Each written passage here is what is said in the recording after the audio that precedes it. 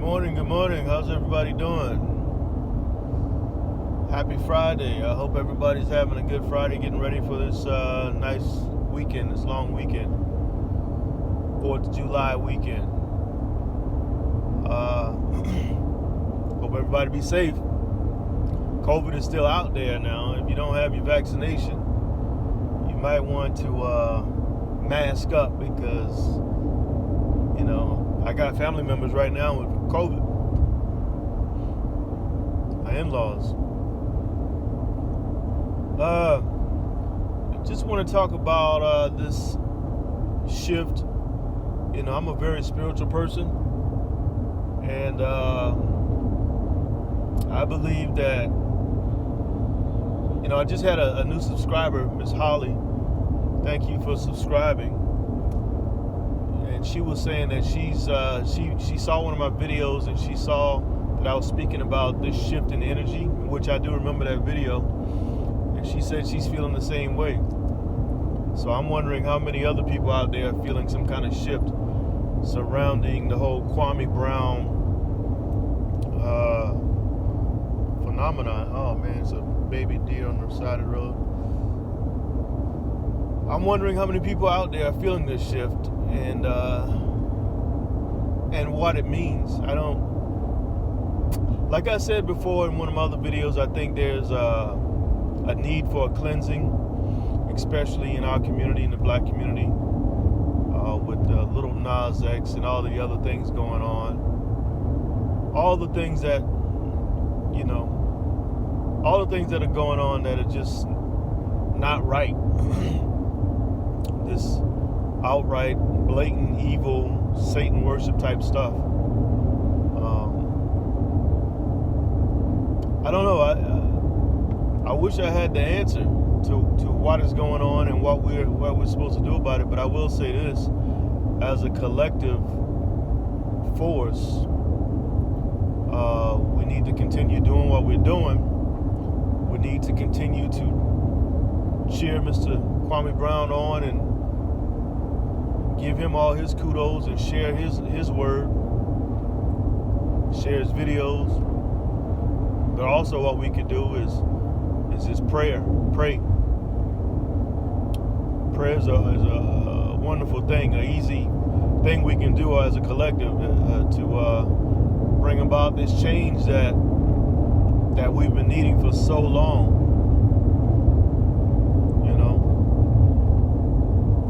I think we've been needing a cleansing for so long.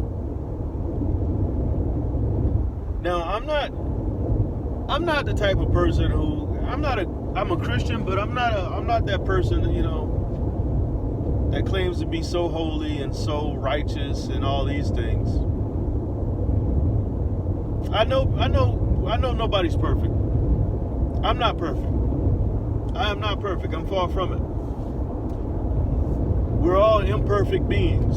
There was only one perfect being according to the Bible, and that was Jesus Christ. So we are all imperfect beings. So I'm not that person. I'm not the preacher. I'm not gonna mention a whole bunch of Bible verses and things like that. All I'm saying is, as a whole, we can only take so much. We can only take so many. I keep going back to Little Nas X because Little Nas X was the one that really, I didn't even know about the BET Awards this year. Sometimes I watch the awards because I like to see the performers. I like to see the rituals. That's what it is. That's all it is rituals. I like to see the rituals, and I hope that I'm not being affected too much by the rituals, By now, if you don't know you're watching rituals, you're in the dark. And before I forget, I was talking about female rappers on one of my videos, and I forgot to mention 3 female rappers, one in particular, that really impacted the hip-hop scene, and that was Foxy Brown, Lil' Kim,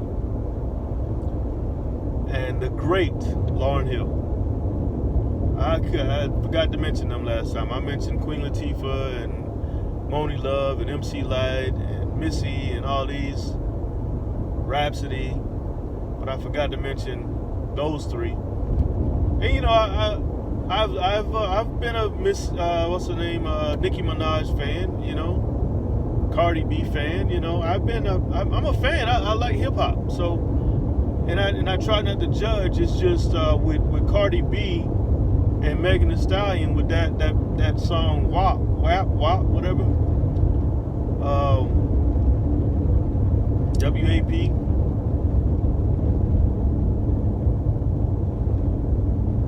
I mean, it's called a double standard. Imagine a man making a song similar to that. Some hard ass D.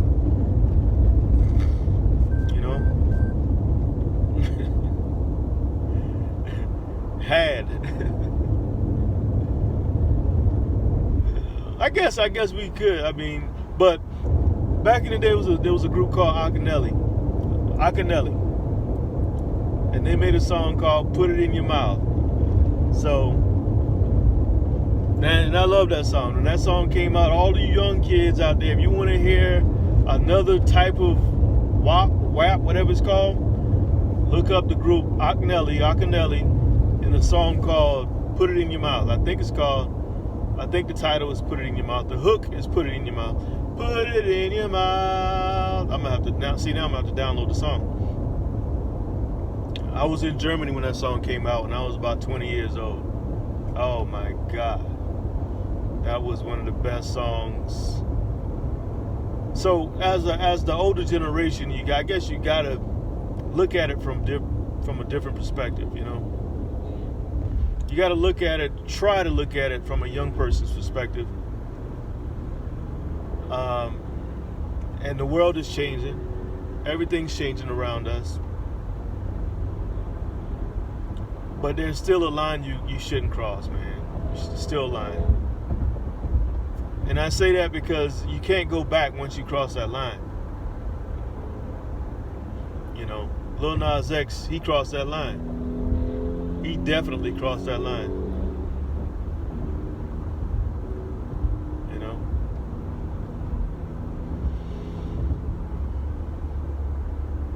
I'm hearing more and more people from the LGBTQ community. I'm hearing them say, you know, that has nothing to do with homosexuality. That's something else. That's some other level type stuff. That's a ritual to the 8th power. What he's doing. Anyways, I done forgot what I was talking about now.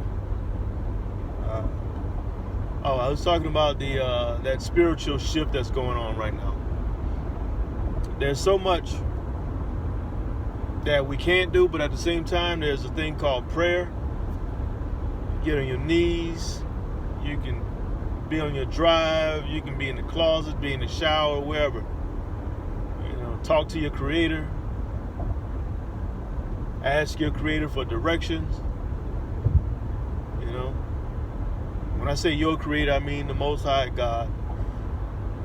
Whatever you call him, Allah, Jehovah, Yahweh, Jah, Jesus Christ, whatever you call him.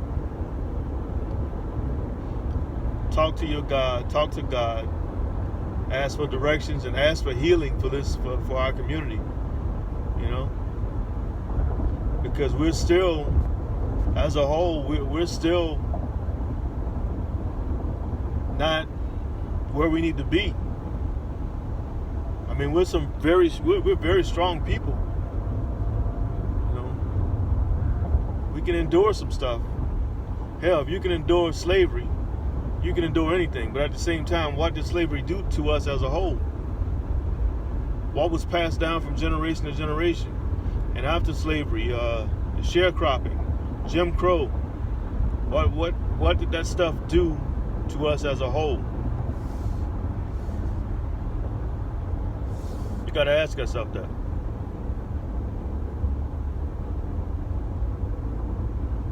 Cops are out. Y'all be careful this weekend. Be careful, they are out today.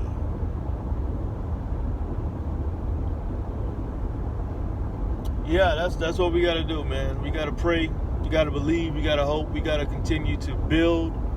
When I say build, I mean have these conversations. Have these conversations. We can keep it funky. We can keep it black. We can keep it, cool, swagged out, all that stuff. That's who makes us us. But I always had this other question too. What if black people climb out of this hole that we're in? Can you even imagine the culture without certain things? I mean, because it could go a lot of different ways, because forever we've had police brutality. Forever we've had racism. Forever we've had somebody with their knee on our neck. Forever. For as long as we can remember as a whole.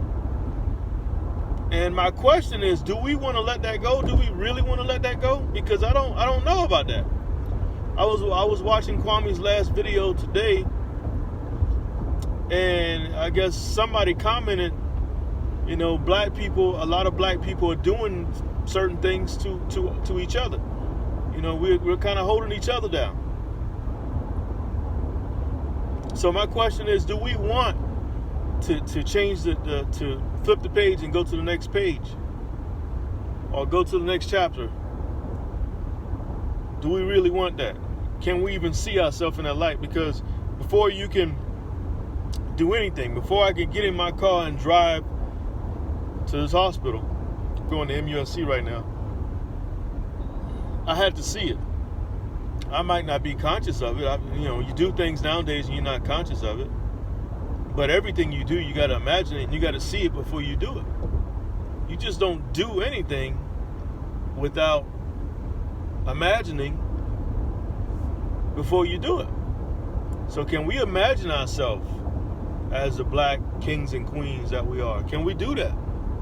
Can we see that as a collective? Now, I'm not saying as an individual, because I can definitely see myself. I know who I am. I know what I can do. I know my potential. But as a whole, can we see that? Can we see ourselves moving to that next level? Because eventually it's going to have to happen. We can only hold on to a certain narrative for so long. After a while, you gotta change the page. You gotta flip that page and go to the next scene, the next chapter. And a lot of us are already on the way there, but a lot of us are not. A lot of us can't see past a settlement check. I'm being honest with you. I got family members who that's the quick come up. Slip down in Burger King. Fall down in Walmart. Whatever. Trip over something in the mall or whatever. Quick come up. Settlement check. A lot of us can't see past that EBT card. Just being honest. If we're gonna, honesty, the truth hurts sometimes. So I'm offending somebody right now. Somebody's being offended right now. Can we see past those PPE loans? I don't even know what it is.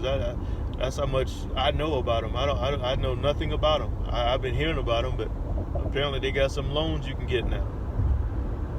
A PPE loan, a PPP, I don't know what it's called, but can we see past these things? Can we see past fighting at the gas station? Can we see past having all these hoes? Excuse the terminology. I mean, our priorities are mixed up. A lot of us, our priorities are completely mixed up. Stuck on stupid. The baby mama who don't want, for whatever reason, the dad to see the kid. I'm so glad I'm not in that position. Lord have mercy. I don't know what I would do if I couldn't see my kids. I mean,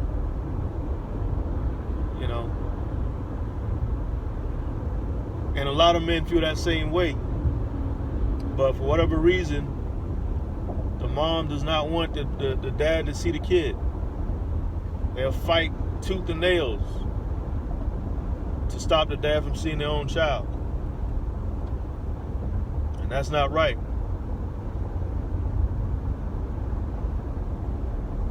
You know? So there's a lot that needs to get done, a lot that needs to be fixed in our community. And it's up to us to do it. And like I said, I'm not the Debbie Downer, or I'm not the person to bring down, to put judgment on people and point the finger and throw, I'm in a glass house. I can't throw a rock. But what I can do is I can speak the truth. And being a black man, being, from the community, I'm not a white person talking about black people. I'm a black man who grew up poor as dirt, who came from the dirt, and somehow made it out. So I can speak on this. This is my subject. I'm addressing all black people who are stuck on a certain mindset and refuse to leave that mindset.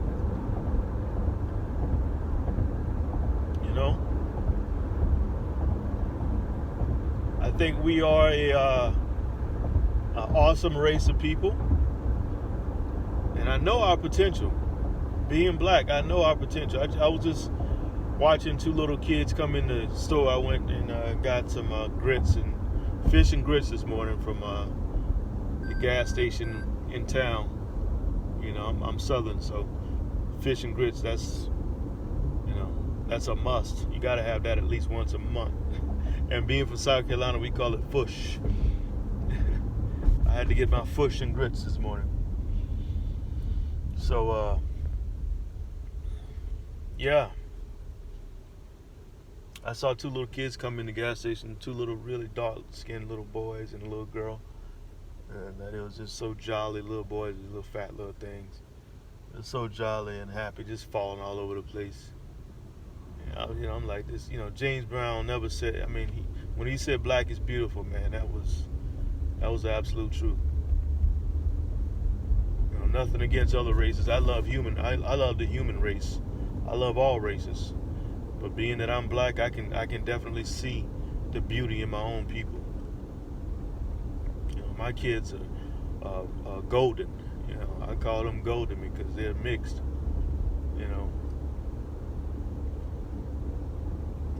But yeah, we got to get off stupid. We got to, put down the damn, I don't know. Just put aside the stupidity, man. Just put aside the stupidity and just realize your greatness. I'm about to go in right now, so I'm going to go ahead and stop this video. You guys be blessed. Check out my books. I'll put the website in the description for anybody who's new to my page. I'm a writer from South Carolina. I started making these type videos once Kwame Brown started getting kind of, started blowing up a little bit. But I'm a writer from South Carolina. I write fiction about black people, you and me, or whoever's watching this video. That's what I write about. You can check out my books at writethisway.com. That's WRITEDISWAY. I'll put the link in the description.